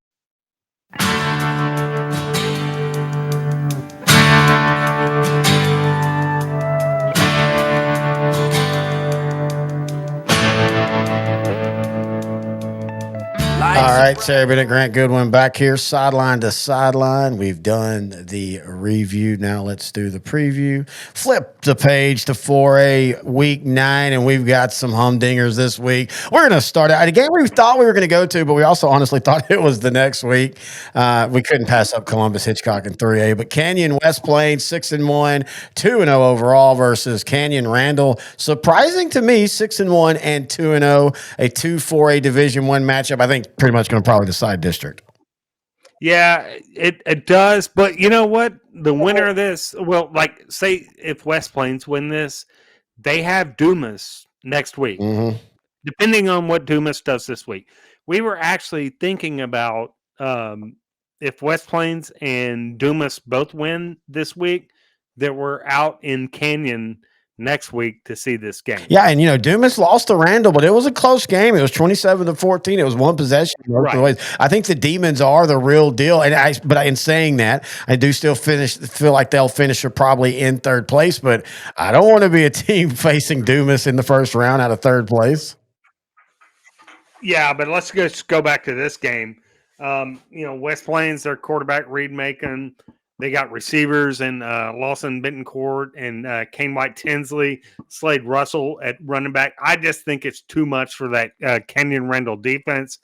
Randall will be able to score some points with Kason Benton, quarterback, Drayden Ray, Kobe Backus, Connor Miller, receiver. But I think West Plains is just going to be too much for Canyon Randall defensively. I think they're going to be too much, but I think it's going to be a lower scoring game and closer. But I do have West Plains winning like 28-14. I can see that. Yeah, that's about where I'm at. Maybe 35-21 type. Yeah, Canyon West Plains. Yeah, I could definitely see that. All right, here's what Coach X has to say. So we're all aware that West Plains is basically just West Canaan from Varsity Blues, right? Plains, West Canaan, both Coyotes. Adam Cummings has brought 2 state championships and 27 district championship. Wait, what's that? You say they've only been a school for 4 years and they've never won state. Well, Adam Cummings will bring 2 state championships and 27 district championships eventually. What did they do the next week when they beat Gilroy? Did they make the playoffs? And where did the coaches go when Coach Gilmer got kicked out of the locker room? Anyway. Hey, that's actually a really good point because all the players took over as coaches. Well, so only the head coach was gone, but there was like just told to get out, but then all the other coaches did. I've watched that movie so many times. I don't really remember seeing. I might watch it after this show. Oh, that's a great movie. I love it. I don't remember them really showing a lot of assistant coaches. Like, I know you saw them in the background, but that's a good point. Also, I mean, technically they made the playoffs, but did they lose the next? There's no way Coach X made a good point. Oh, don't give the shh. I'll edit that out too. Hey, let me steal his thunder. Before we started the show tonight, I was in there watching a YouTube channel. This Scottish guy showing up to his first Alabama football game last year against Tennessee. Mm-hmm. He'd never been to an American football game before. Yeah. And he and his wife went to a Bama Tennessee game at Bama. It was awesome. That had to be fun. Yeah. I love it. I'm going to finish it after this because you cut me off and me having to be in here at a certain time. How dare me. All right, let's go to 4A Division 2 as we've got on the schedule the Fort Stockton Panthers 5-3. I forgot to put their record up. 5-3 overall, 1-1 in district, but they've played a pretty tough non-district schedule, and their loss was to Seminole. Well, I guess Seminole's okay. But anyway, they're taking on the team we really want to talk about, the Midland and Greenwood Rangers. Exactly. That's why I put this game on the run sheet, because we hadn't talked about Greenwood enough this year. Greenwood might be special this year, dude. Ranked 4th in the state. This is the best team they've had definitely since the one that lost to Pleasant Grove back in 2019, I think it was. Yeah. It was close early, but they got away from them. Since then, they've kind of been fair to Midland, 6-3, 5-5, 5-6, 3-7 last year. This young group with Lincoln Madrid finally kind of broke through, going 10-2. And then this year, man, the sky's the limit for them, at least out in that region. Yeah, I mean, look at the Greenwood defense. They're giving up just under 11 points a game on average. Like you said, Lincoln Madrid at quarterback's really good. Nate Romero at running back is really lighting it up. But I think this Greenwood defense, dude, they're the class in Region 1 right now. No, I totally agree, and I think they'll name their score in this one. Yeah, I do too. All right, let's go to, again, we every week, 7-4A Division 1. This week, it's Salina taking on Paris. Of course, the Bobcats 7-0, 3-0 in district, ranked number 1 in the state. Paris 5-3, 2-2 in district. But you look at how they've played and stuff. They didn't look good against Panther Creek, but then they lose to Sulphur Springs by 3. But mainly for me, this game's on the run sheet because you never want to go into Paris on a Friday night needing a district win, and it's a tough place to play. Yes. But Salina comes out with the win, and this one, I think it could be a little bit closer. Look, there's a lot of noise right now. It's got to be a lot of noise there is. In that Salina locker room. I think Salina comes out with the win. They gut it out because Salina is just a gutty team. And they'll put this whole thing behind them after this week. It's been going on for more than a week, but, it really, really hit the media this week. Salina will be fine. They'll fight it out in a gutty win against Paris. I think it will be close. But after this, Salina starts to roll. I think they'll win this game, but I'm not so sure this is something that gets put behind them. I kind of think this is an albatross around the neck for the rest of the season. Fair. Well, they're good. They're good enough, and they got a good enough coaching staff. I know, but I mean, you're to handle a albatross. But you're talking about again. We're not going to. It's real easy to search. You're talking about there's a lot of division inside the locker room between parents about what should happen, and anyway. Point is, it's going to be interesting. This is they have become me and intern Noe the pro have been doing some Cowboy off-season stuff, and one of the things is we're watching the Netflix series on the Cowboys, and the Cowboys won with all that kind of division and crap going on and fighting in the locker rooms and partying on all that, and they still won because of the talent and their ability to turn all that off when they stepped on the field. We're now going to see if Salina can do that as well. I think Salina can do that. Like Salina, these kids are pros, dude. They are. This is just another week for them. They go out. They might struggle a little bit in Paris, but trust me, they're going to be fine the rest of the way. All right, All right, a big one would be Lampasas Stephenville. Go there. I don't actually have that. That didn't make on my sheet somehow. Oh, it didn't. No. That's on the run sheet I sent you. Yeah. Are you altering the run sheet?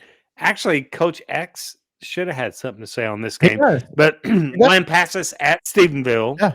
Yeah. Sorry, that's not on the run sheet. Look, Lampasas can score with anybody in the state. They've proven that. Their problem is it's Lampasas, and what's always the issue with Lampasas? They can't stop good offenses. They're not going to stop this offense in Stephenville. I do think they will keep it closer than people think because Lampasas can score with anybody in the state. But at the end of the day, Stephenville's just going to wear them down. I think so too, but I do think Lampasas can put up some points. Bryson Roberts, quarterback's thrown for over 1,325 yards. He's got a really good receiver in Jaden McElwain. He's got two really good running backs in KJ Reed and Wesley Stevens. So I think this Lampasas offense is good enough against a really good Stephenville defense, but I think Lampasas is diverse enough to move the football. The problem is, like you said, can the Lampasas defense stop Trot Jones, quarterback, Zyler McClendon at running back, Brighton DeVito, receiver? I mean, dude, I just don't think they can. And let's not forget that Stephenville's defense is only allowing about just over 10 yards or 10 points a game per average. Funny thing, just randomly today while doing some research, I came across a post about Johnny Lamb Jones. He played at Lampasas. He played at Lampasas. He was born in Oklahoma. He is a legend in Lampasas, by the way. Oh, very much so. And he was a running back. They ran the wishbone, and of course, he ended up going into the pros and kind of had an up and down year. He was beat up a lot with injuries, but at Texas, man, Johnny Lamb and Johnny Hammond, you could not beat that group. But anyway, I have Lampasas keeping it close early, but losing. You have them losing. Let's see what Coach X has to say.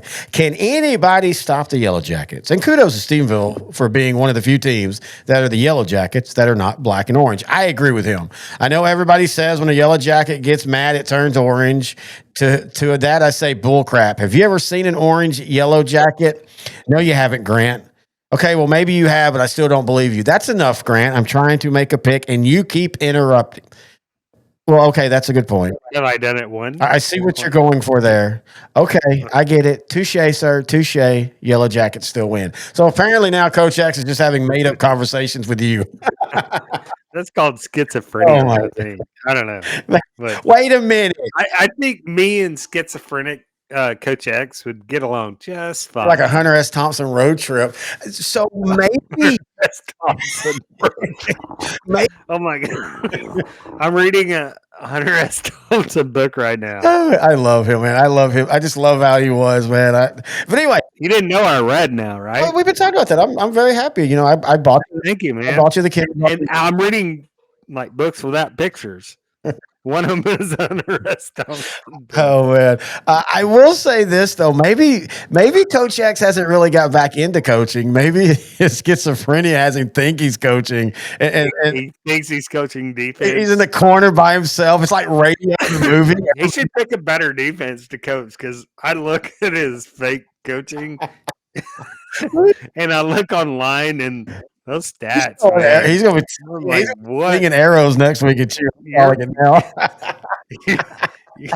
You're no what's the Gainesville? You're no Buddy Ryan, sir. Hey, he coached at Marshall too.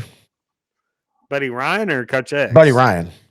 Oh, okay. In fact, the coach. No, the coach. No, I would never admit that, even if he did. But yeah. Anyway, so we all have Steveville. All right, let's go to a delicious 15 4A Division I showdown. Bay City 5-2, 1-1, fresh off of being upset by Lavernia 25-22 against El Campo 6-1, 2-0, just quietly kind of doing their own thing this year. Yeah, Haven't believed the former Cuero coach. We talked about it when he stepped in a couple years ago. It'll take a minute to get that system down, but they're starting to get it down. Their only loss was a 1-point game in a classic against Needville, 36-35. Look, this is a great rivalry in of itself. Now, El Campo has dominated it for a long time, but Bay City is back. Last year, they lost to Bay City 26-20. Man, I don't think Bay City's as good as they were last year. Oh, that's a good question. I don't.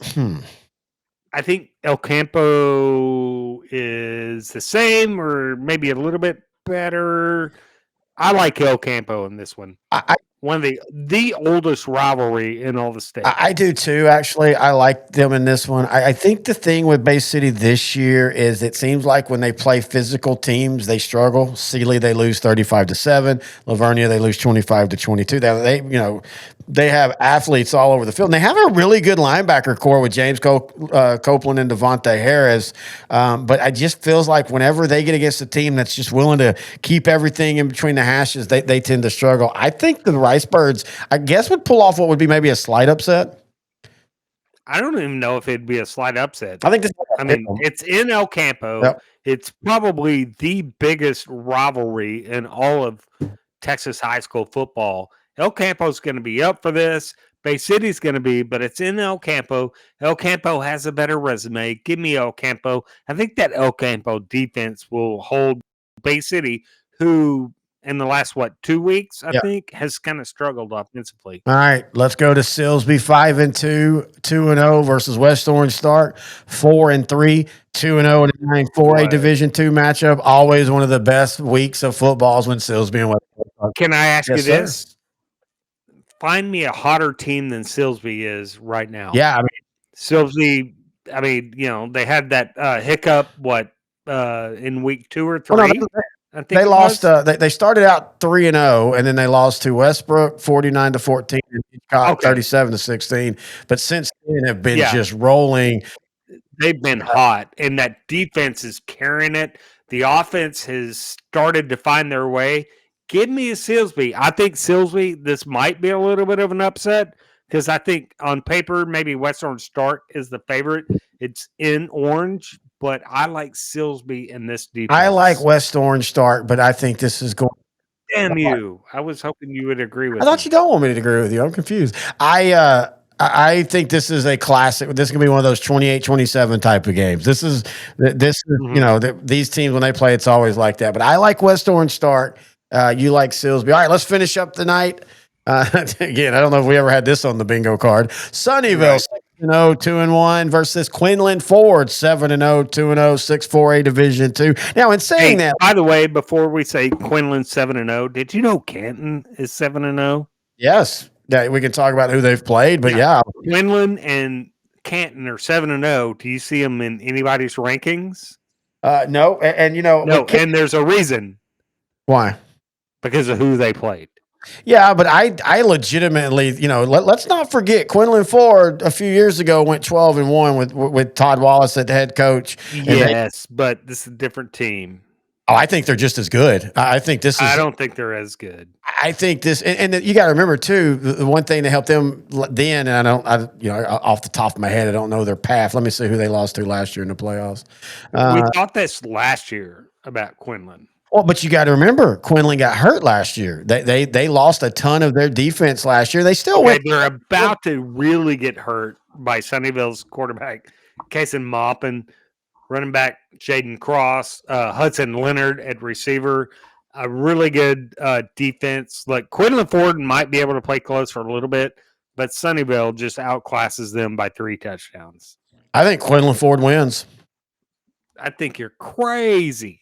No, I think Quinlan Ford's offense, that slot T, they're going to grind down Sunnyvale. They're going to play keep away against them. This game is in Quinlan Ford.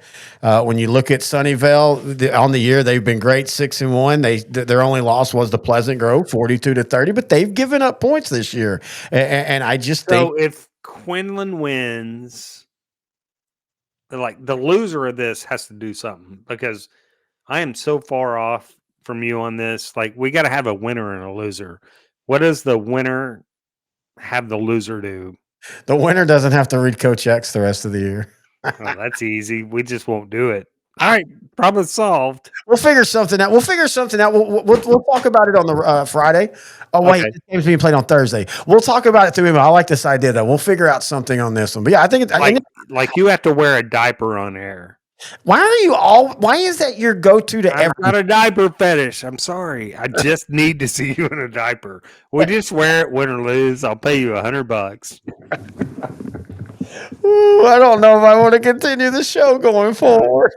Matt Steph, I'll talk 6 man. Bring me on, please. Oh, you need 200? I'll pay you 200. Oh, but it would be funny though if all this talk about I'll this. pay 300 if you let me powder you. Wow, dude. It would be funny though if we have this big old argument and bet, and then Canton just rolls through both of them to win district. Then Coach X has to be powdered. I am so worried about you today. All right, folks, that You is. allowed me to drink. So Wait, here I am. Hey, at least we didn't have a third show moment because we did the show all in one, and we still did it under 2 hours. That's pretty good. All right, that is going to do it for us this week. Again, we appreciate everybody joining us. Check out our Patreon. Just go to patreon.com/L4 Media. If you have any questions, thoughts, or comment, email us, Grant and Terry at S2Sport.com. Find us on Facebook. Just type in Sideline to Sideline. On Twitter, at Grant and Terry. And again, on YouTube, at L4 Media Company. Our podcast page is S2SGrantandTerry.com, and it will be on all podcast platforms. Anything else you got to say, brother? No, I think I'm good. All right. That is going to do it. If you're going to be in Columbus. I keep disappearing behind them. There we are. Voodoo where do I get into this shot? If you're down in Columbus and see us, please come up and say hi. We've been told we're getting a Columbus hat to add to the wall. Very excited about that. If you're a Hitchcock fan and you want to bring us something, please do. It'll go up on our wall of stuff. Again, I'm on the pro side this week. We'll be back on the high school side next week. But that's going to do it. Until next time, he's Grant, I'm Terry. This is Sideline to Sideline, the 2A, 3A, 4A Week 9 edition on L4 Media. When I was small and I sitting